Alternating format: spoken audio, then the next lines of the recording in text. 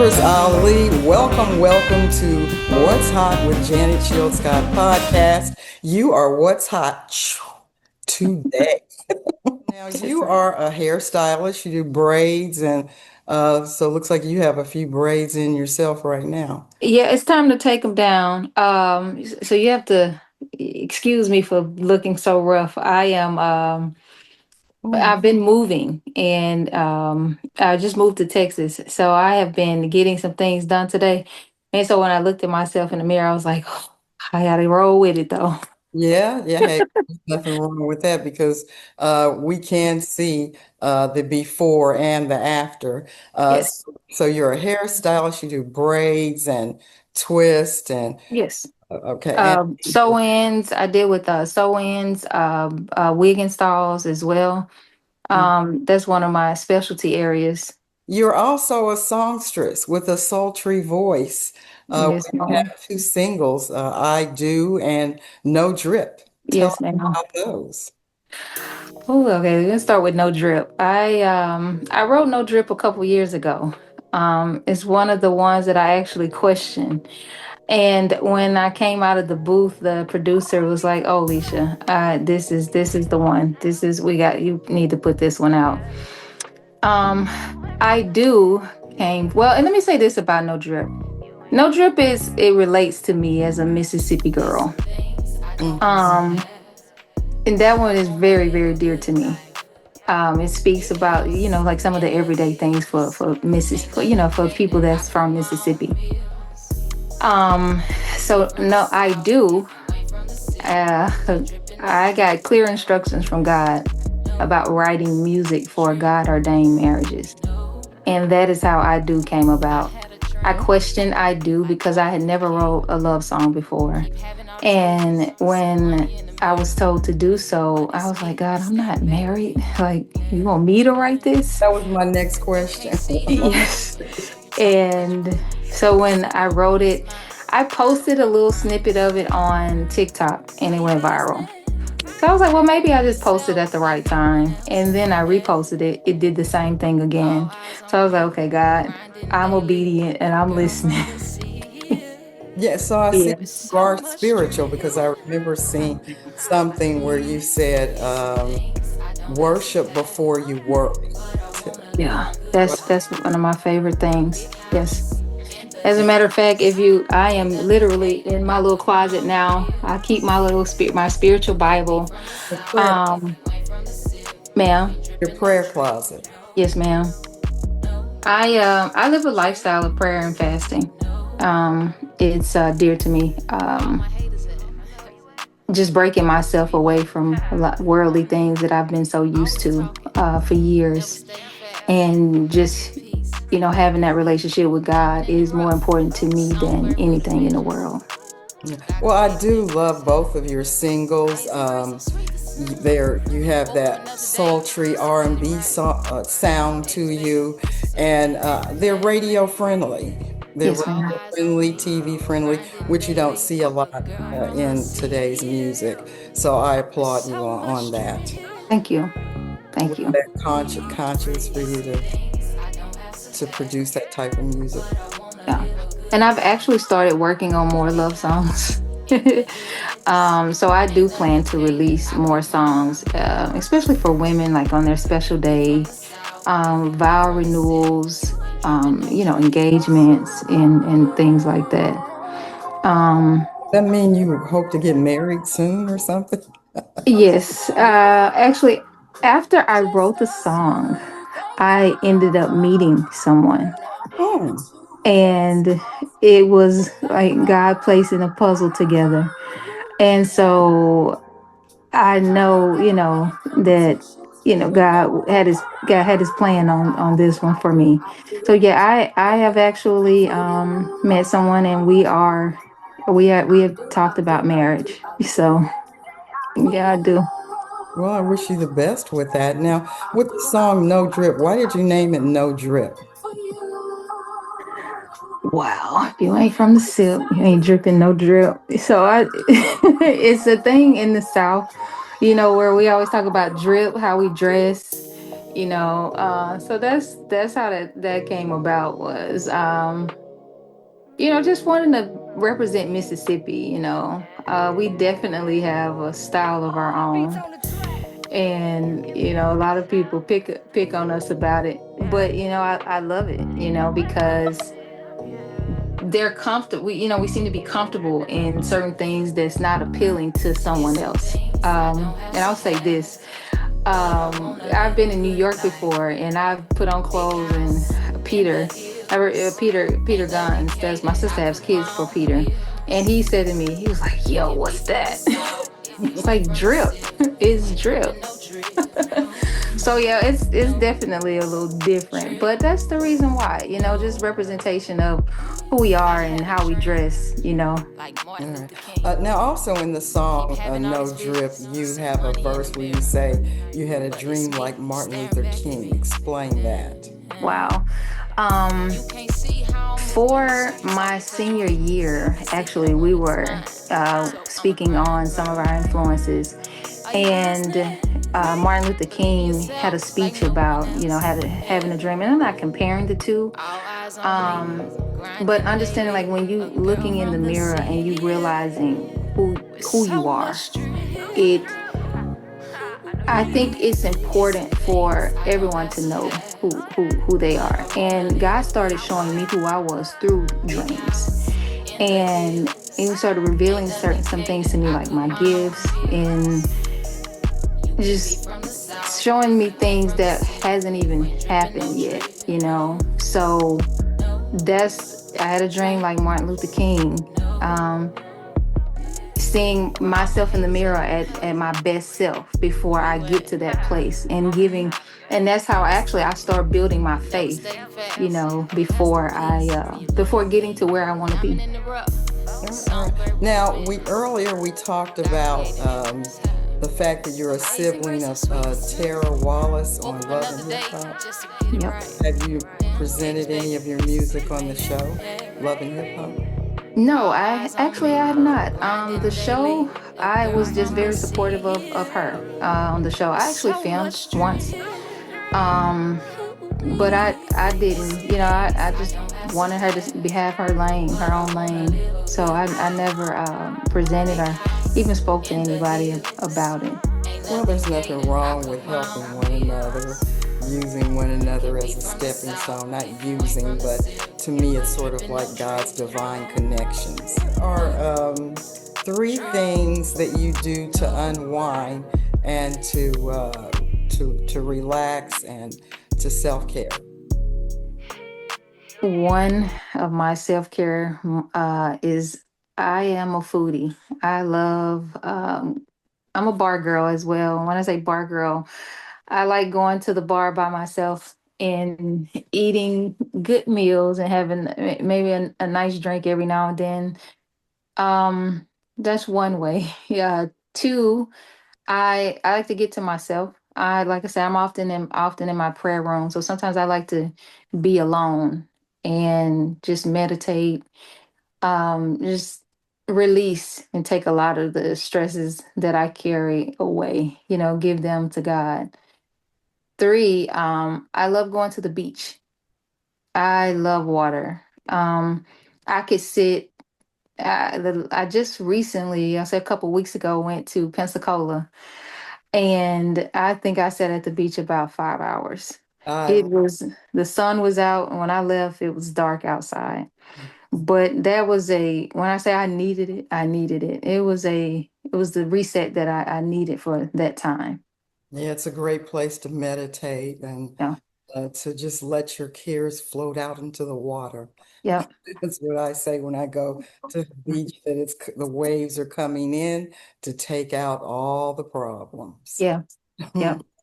Now, going back to number one, you did mention also in your music about not catering but cooking when you get a big house. So, what are your favorite meals and what do you like to cook?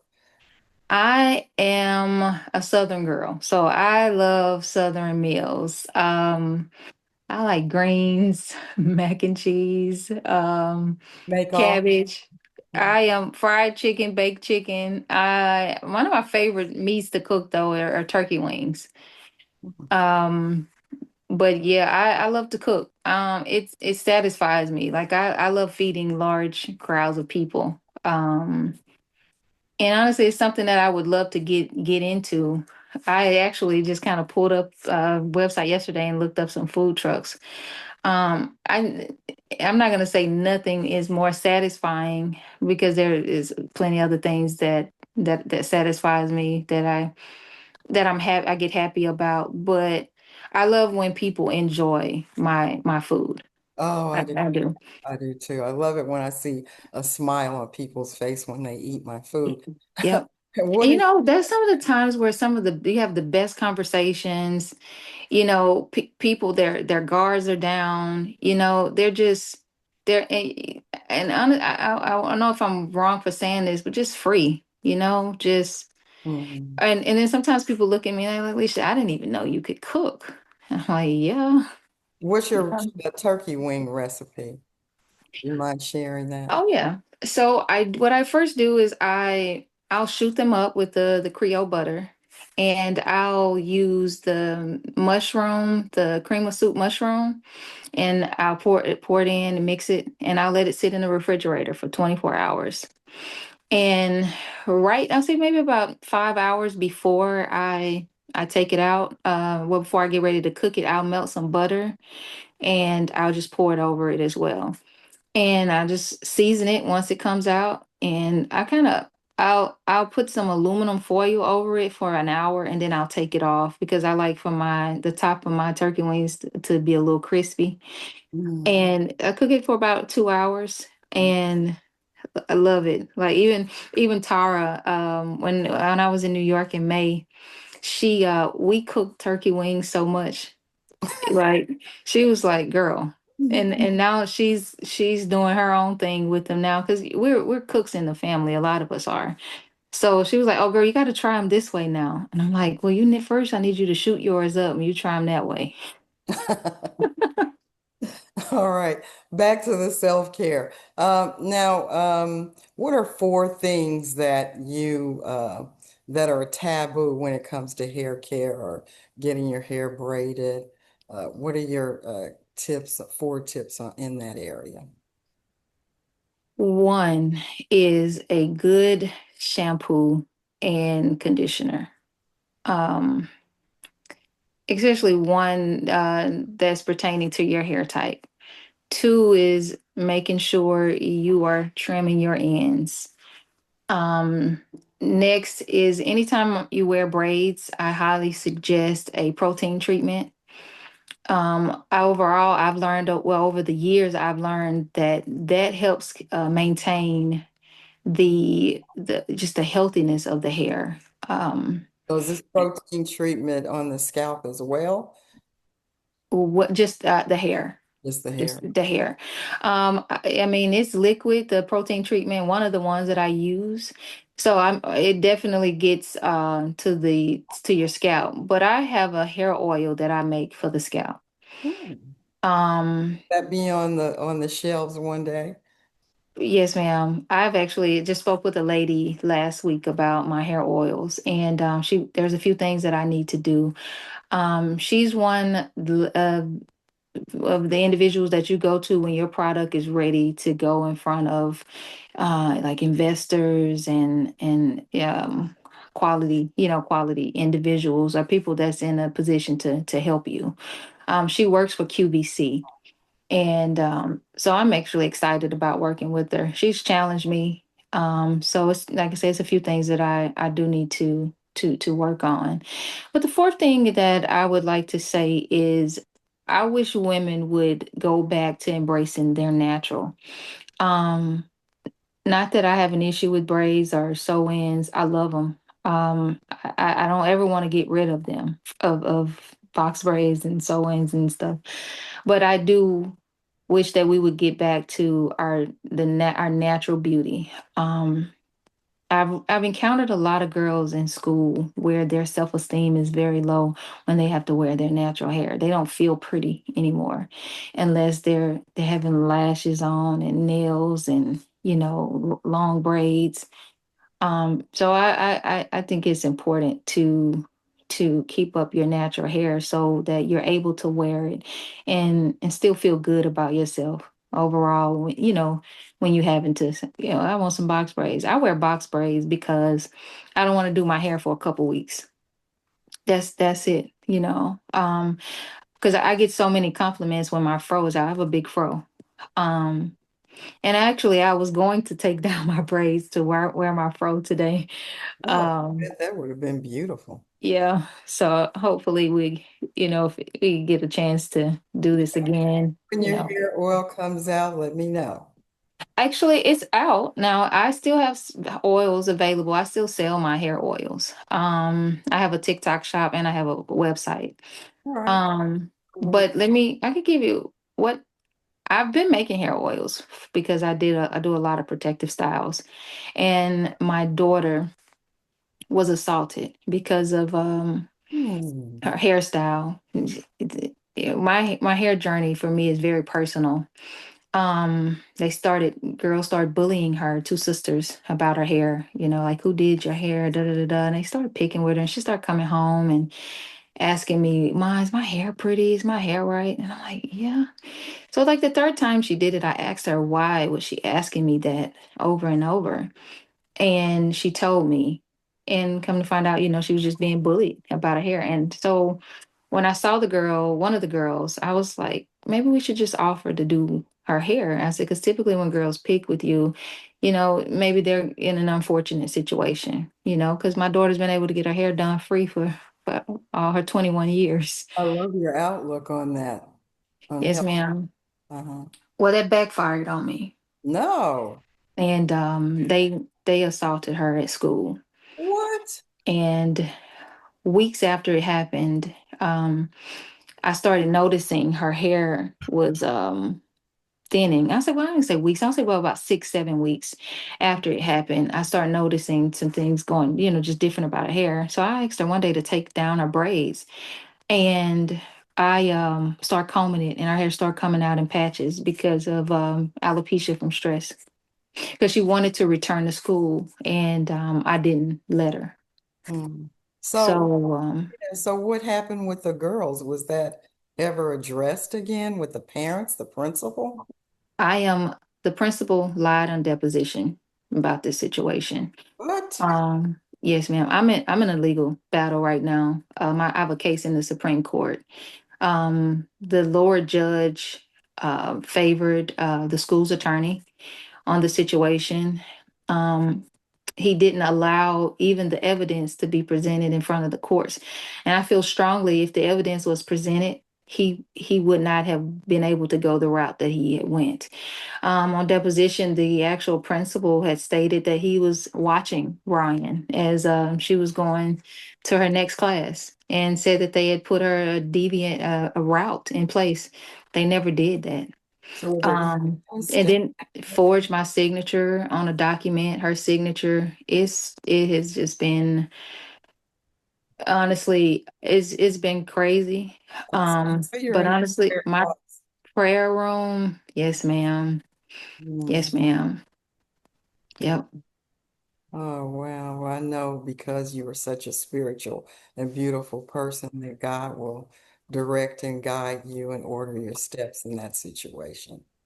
I want just justice for her because I didn't get the chance to dress my daughter up for prom. Was able to see her for graduation, because they dropped her. So, and honestly, it's still a touchy subject for me.